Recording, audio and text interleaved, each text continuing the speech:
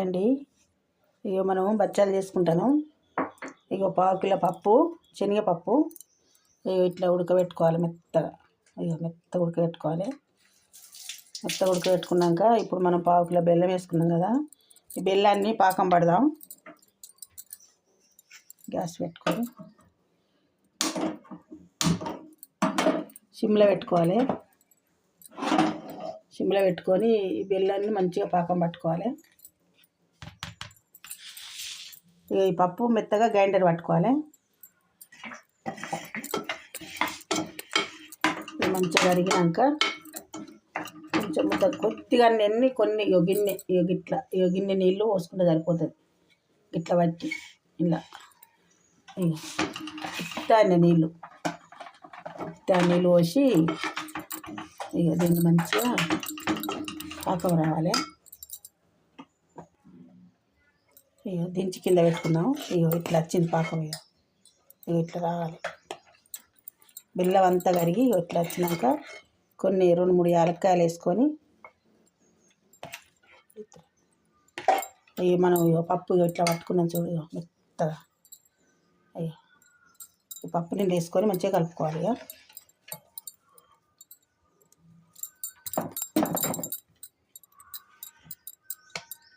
పప్పు మొత్తం వేసుకొని మంచిగా కలుపుకొని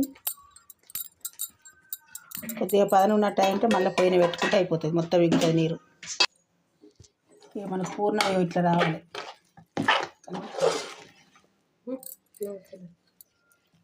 ఇట్లా రావాలి పూర్ణం. ఇట్లా రావాలి. ఓకే, బాగా మెత్తగా ఉంటే సుతా మనం ఒత్తుతా అంటే వలుగుతుంది, ఊసిపోతుంది అంతా. బాగా గట్టిగా ఉండద్దు. ఇట్లా రావాలి చేసుకున్న విధానం. మనం గోధుమ పిండి ఇట్లా విసుకోవాలి.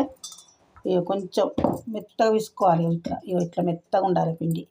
1 గంట ముందు మనం చేస్తాం అనగా 1 గంట ముందు పిండిని ఇట్లా బాగా మెత్తగా లేకుండా బాగా గట్టిగా లేకుండా ఇట్లా విసుక్కుంటే మనకు పూర్ణం అన్నది వలగది. ఇట్లా ఉండాలి పిండి, పూర్ణం వలగదు అన్నట్టు.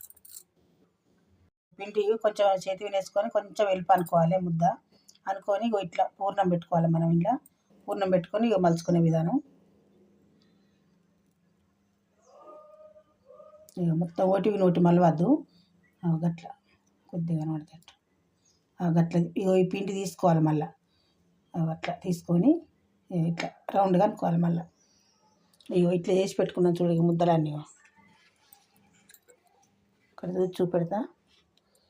ఇట్లా ఏర్పడకుండా హోలు ఇట్లా వేసుకోవాలి. ఓటివి నోటి ఇట్లా పిండి మలకలు వేస్తారు కదా, మలకలు వేసిన వేస్తే ఆ మలకలల్లో అస్సలు గోధుమ పిండి అనేది ఉడకది.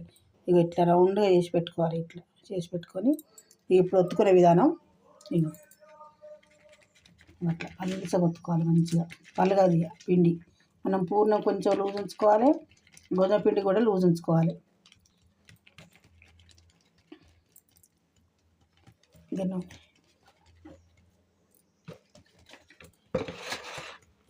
ఎట్లా ఒత్తుకోవాలి.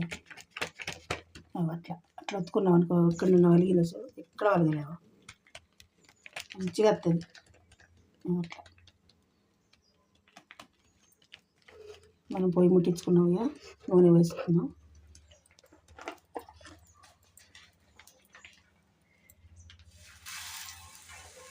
నూనె వేసుకున్నాం కదా అడుగున. మళ్ళీ కొంచెం మీద కొంచెం నూనె పెట్టుకొని ఇప్పుడు మనం ఇది మరి వేసుకున్నాం.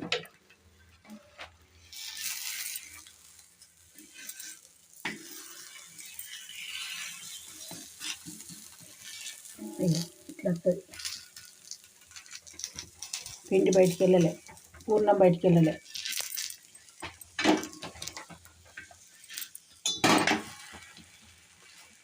ఇట్లా కాల్చుకోవాలి.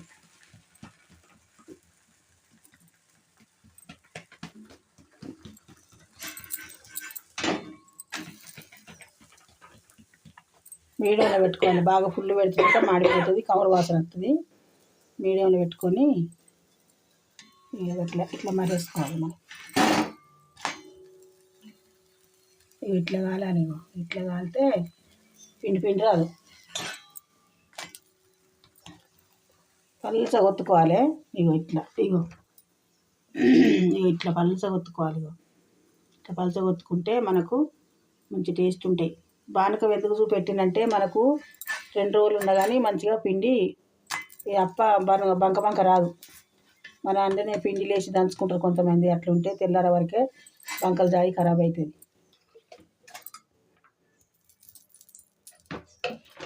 ఇంకోటి చూపిస్తాను అట్లా ఎంత పలసగా వచ్చిందో.